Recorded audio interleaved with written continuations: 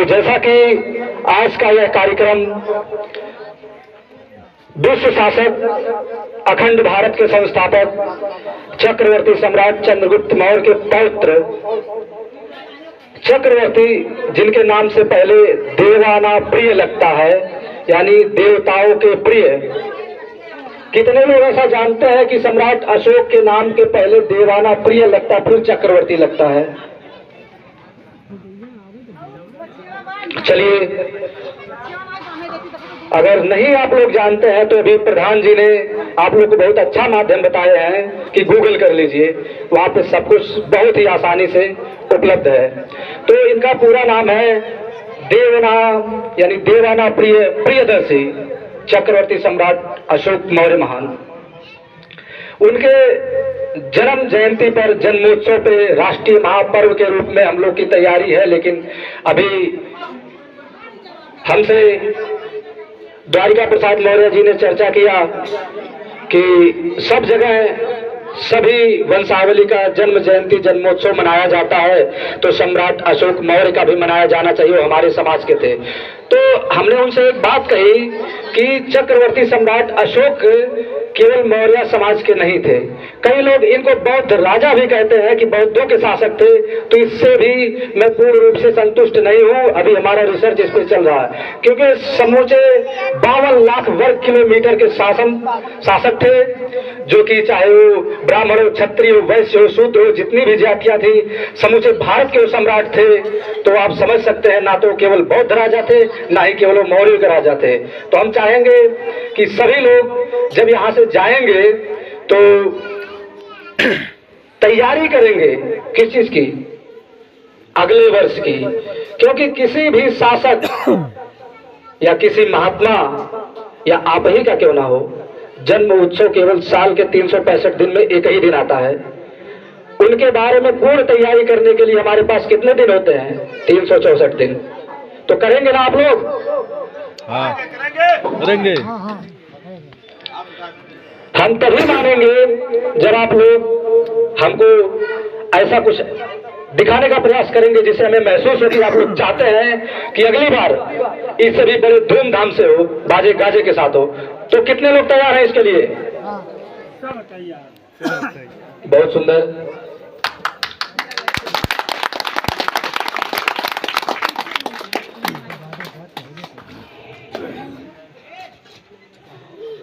थोड़ा सा सम्राट अशोक महान का कुछ मैं विचार आप लोग के सामने प्रस्तुत करना चाहूंगा कि, और कहना चाहता हूं कि महान अशोक मौर्य में सच्ची श्रद्धा रखने वाले लोग किसी धर्म का अनैतिक रूप से बुरा नहीं सोचेंगे। और जिस व्यक्ति के अंदर चक्रवर्ती सम्राट अशोक मौर्य के प्रति सच्चा प्रेम नहीं है, वही लोग मानव जाति का अनादर करेंगे और उनके धर्म के नुकसान के लिए हर संभव प्रयास करेंगे। क्योंकि जो सम्राट अशोक में सच्ची श्रद्धा रखेगा वो किसी भी धर्म का अहित नहीं सोचेगा, ना ही किसी भी धर्म के बारे में बुरा सोचेगा। क्योंकि सम्राट अशोक का मिशन ही रहा है सार्वभौमिक सर्वधर्म संभव। और ये भारत ऐसा बगीचा है जिसमें हजारों प्रकार के पुष्प खिलते हैं, तब जाके भारत एक सुनहरा सोने की चमचमाती हुई चिड़िया दिखती है। तो क्या आप लोग इस परंपरा को बरकरार रखना चाहते हैं, या कुछ ऐसे अनैतिक आताताई के लोगों के बातों में आकर के जातिवादी धर्मवादी को बढ़ावा दे करके आपस में फूट करना चाहते हैं आप लोग? आप लोग को जातिवादी हुआ, धर्मवादी हुआ, ये सब समाप्त करके राष्ट्र के विषय में सोचना है। हमारे पूर्वजों का संकल्प यही था, सनातन धर्म की रक्षा करते हुए हमारा राष्ट्र ही सर्वोपरि है। तो संकल्प क्या होना चाहिए? हमारे राष्ट्र की रक्षा। क्योंकि जब राष्ट्र ही नहीं रहेगा तो हमारा गांव कहाँ रहेगा, हमारा घर कहाँ रहेगा? तो हमारे लिए सबसे बेहद जरूरी क्या होना चाहिए? राष्ट्र होना चाहिए। ऐसा कैसे कर सकते हैं हम? देखिए, लोग कहते हैं हम इस चीज के लिए जान दे देंगे, लेकिन सम्राट अशोक का मिशन ऐसा कुछ भी नहीं था। हमें जान देना नहीं है, अभी तो जो भी हमारे भारत माँ के दामन में दाग लगाने का प्रयास करते हैं उनका सर धड़ से अलग कर देना है और अपने भारत माँ की सुरक्षा करनी है।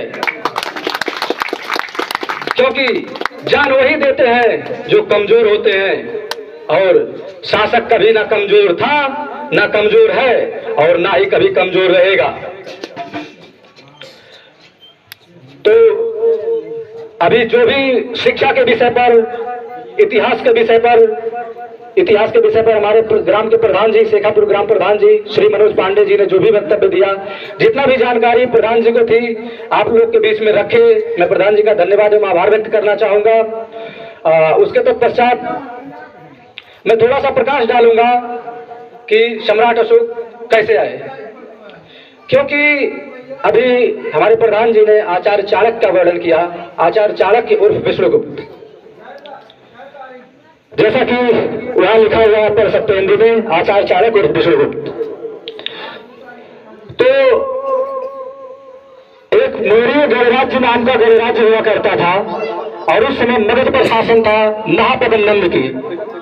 तो मौर्य गणराज्य के जो राजा थे, राजा चंद्रवर्धन मौर्य, उनका एक नाम है सर्वार सिद्धि मौर्य, और उनका शरीर विशालकाय होने के नाते कोई विशाल गुप्त मौर्य कहता है। उनका चेहरा सूर्य के भांति चमकने के नाते उनको कोई सूर्य गुप्त मौर्य कहता है। यानी भांति भांति प्रकार के नामों से उनको जाना जाता है। तो जो है कि महापद्म नंद लाख कोशिश किया, सभी राज्यों पर आक्रमण किया, राजाओं को हरा दिया, लेकिन मौर्य गणराज्य को नहीं हरा पाया, क्योंकि उस समय उनके पास विशेष टेक्नोलॉजी थी, विशेष प्रकार की ऐसी टेक्नोलॉजी थी, ऐसा रसायन का उपयोग उन्होंने किया था कि उस रसायन का जो एक भी बूंद किसी पानी में घोल दिया जाए तो पूरा जहर बन जाता है। और तमाम प्रकार की ऐसी रसायनों का जब उपयोग उसी समय हम लोग करते थे, तो सीधी सी बात है कि कोई भी राजा आक्रमण करके हमको जीत नहीं सकता। तो जीता कैसे भारत के टुकड़े हुए, उस पर थोड़ा सा प्रकाश डालेंगे। महापद्म नंद का एक लड़का था जिसका नाम था धनानंद।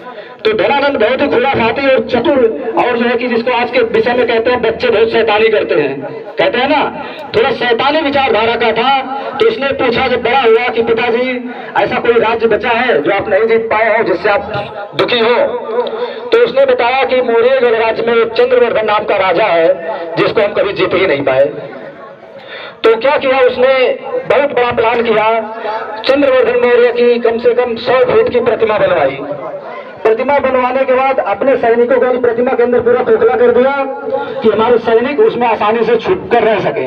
वहां पर गया श्वेत ध्वजा दिखा करके कि हम समर्पण करते हैं, हम मौर्य गणराज्य से संधि चाहते हैं, हमें युद्ध नहीं चाहिए। अब राजा चंद्रवर्धन देखे भाई मेरी इतनी बड़ी प्रतिमा और हमसे संधि चाहता है, तो जो है कि प्रवेश दिए, प्रवेश की सुनिश्चिति हो गई। उसके बाद जो है कि जैसे ही रात हुआ तो जो मूर्ति के अंदर सैनिक प्रवेश थे वो निकल करके मेन दुर्ग खोल दिए। उसी समय बाहर धनानंद के सैनिक बैठे थे, आक्रमण कर दिए और चंद्रवर्धन की मृत्यु होती है युद्ध करते करते। उसके बाद चंद्रवर्धन की पत्नी, जिनको विशाखादत्त नामक मुद्रा राक्षस नामक नाटिका में मीरा नाम दिया गया है, और राष्ट्र विधाता नामक हिस्ट्री के पुस्तक में देवी शिवा नाम दिया गया। चंद्रगुप्त की माता उस समय गर्भ से थी। और जब सभी लोग मारे जाते हैं तो महल के पीछे से एक नदी बहती है, तो नदी के रास्ते अपने बच्चे को बचाने के लिए वह नदी में कूद जाती है कि हम जैसे तैसे बच जाएंगे तो हमारा कुल का चिराग बचा रहेगा। तो नदी के सहारे बहते बहते पहुंचती है एक जंगल में, जो जंगल पाटलिपुत्र से लगा होता है। वहां पर कुछ चरवाहे उनको निकालते हैं नदी से बेहोशी की अवस्था में। उसके बाद देखते हैं अरे तो जीवित है। तो वहां पर जो भी उपचार होता है वो सभी उपचार करते हैं। फिर वही ग्वाल बालों के बीच में चंद्रगुप्त मौर्य का जन्म होता है, और इसी ग्वाल बालों के बीच में पलते हैं, बड़े होते हैं। और इसी बातों का ध्यान रखते हुए भारत सरकार जब हमारा देश का संविधान लागू हुआ था, तो वही इतिहास लेकर के पुराना जो संसद भवन है, संसद भवन के गेट नंबर 5 पे चंद्रगुप्त मौर्य का प्रतिमा स्थापित किया गया है, जिसपे हिंदी में लिखा गया है बालक अजापाल मौर्य, और अंग्रेजी में लिखा गया है शेफर्ड बॉय। तो शेफर्ड बॉय का मतलब चरवाहा होता है, किसी विशेष जाति से नहीं होता, क्योंकि चरवाहों के बीच में पले बढ़े। तो अभी